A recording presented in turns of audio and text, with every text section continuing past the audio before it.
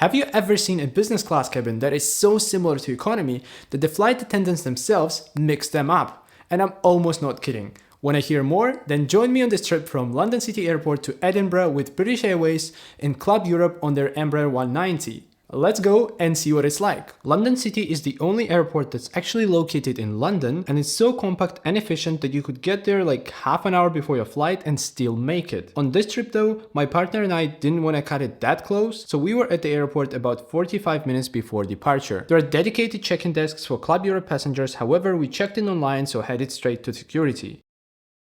There is no fast-track security at London City, and I think the idea is that the general line is already fast enough so you don't need fast-track.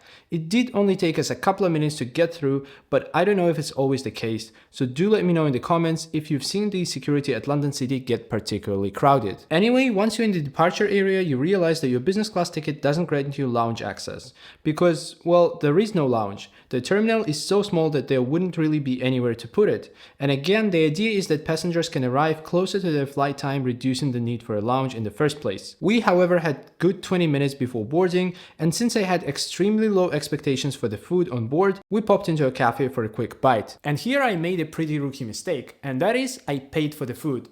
And only then saw a sign that the place actually accepted Priority Pass, which would have taken £18 off of the bill. So if you have a Priority Pass or a Lounge Key membership, then don't repeat my mistakes, and whenever you're going to a new airport, do check their app to see which lounges or restaurants are available to you through your lounge provider's network. But anyway, we're finally getting to the first benefit of business class tickets that we actually used, and that is priority boarding in Group 1. You get the same Group 1 as BA Gold and One World Emerald, but Silver or Bronze won't get you priority boarding when departing from London City. I actually love the boarding process at this airport because you get to walk all the way to your aircraft, enjoy the view, and the boarding itself is done from 2 doors, making the entire process very quick. Our aircraft today is an Embraer 190, configured in the 2-2 layout, both in business class and economy. And unlike some other airlines, BA does not block the seat next to you in business class in this configuration, making the seating arrangement indistinguishable from economy. And on this flight, that was a little bit problematic, but I'm gonna talk more about that after the meal service. To be fair though, the seat felt quite comfortable and had more legroom than on BA's A320 aircraft.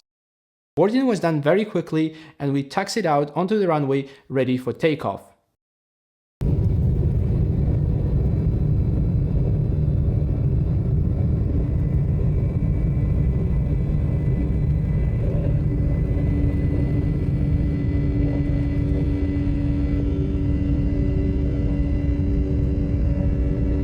As this flight spends only about 30 minutes with the seatbelt sign off, the service started very soon. We were offered the choice between a salmon dish and a goat cheese salad.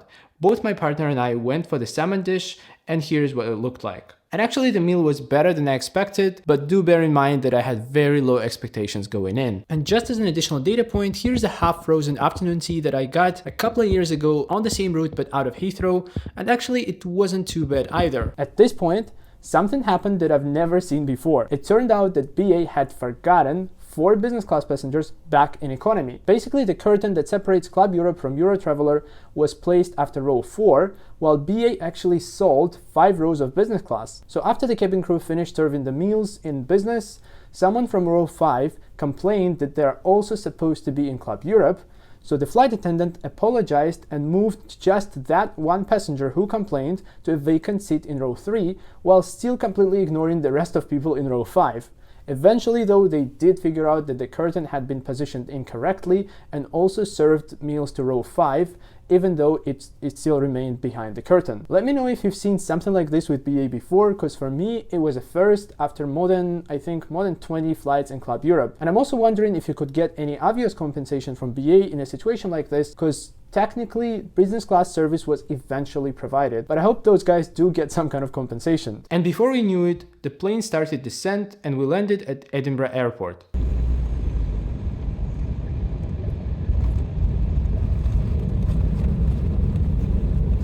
So what did I think about this flight? Well, I'm actually perfectly satisfied with it because it did exactly what was expected. It gave us a quick and comfortable way to get to our destination regardless of whether we're flying business or economy. And that, I think, is the main selling point of flights out of London City Airport. And speaking of economy, we did fly in Eurotraveler on our flight back, and I think I enjoyed that flight even a little bit more because the Edinburgh Airport, unlike London City, does have a lounge, and I really liked the BA lounge there, which we were able to access thanks to my gold status in the executive club. So if you don't have status with BA or another One World airline that gives you lounge access, maybe it's a slightly better idea to do Club Europe into London City than out of it. And as for the cabin on the plane itself, here's what it looked like. Can you tell the difference? I also did a quick bathroom tour, which I forgot to do on the way out, and the bathroom actually was not as small as I expected it to be for this aircraft type.